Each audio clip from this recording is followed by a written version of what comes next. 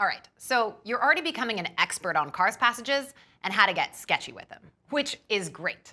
But now it's time to actually score some points, to show off a bit.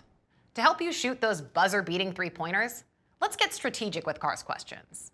The best way to apply the sketchy method is to answer questions using your visualization from the passage. When you read the question, the key parts of that visualization should come to mind quickly, and you'll have a good sense for the right answer. Or you might say the dream answer that you can look for in the answer choices.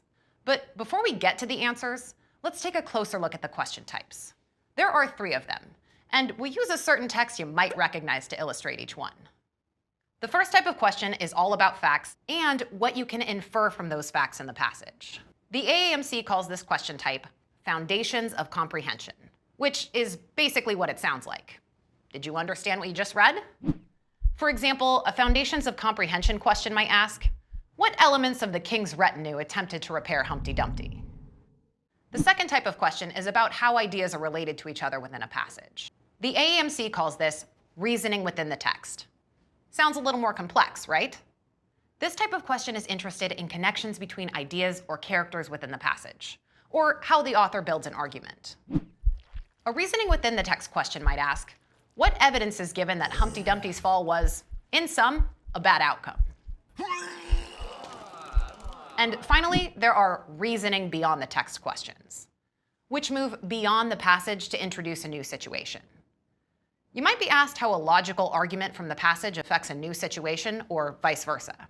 A reasoning beyond the text question might reveal that the king's surgeon was ultimately able to restore Lord Humpty to good health, and ask how that changes the tenor of the passage. So these are the 3 question types. Good to know, but in order to score points, you gotta actually answer them. Speaking of answers, the answer choices are their own challenge with their own strategies. To help you navigate the answer choices, you can label them as you go. And we've got 3 labels.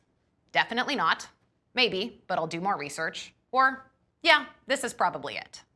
Think of it like red, yellow, and green stoplights, because, you know, cars. If an answer choice gets a red light, stop and toss it out. Yellow, proceed with caution. You might need to come back to this one.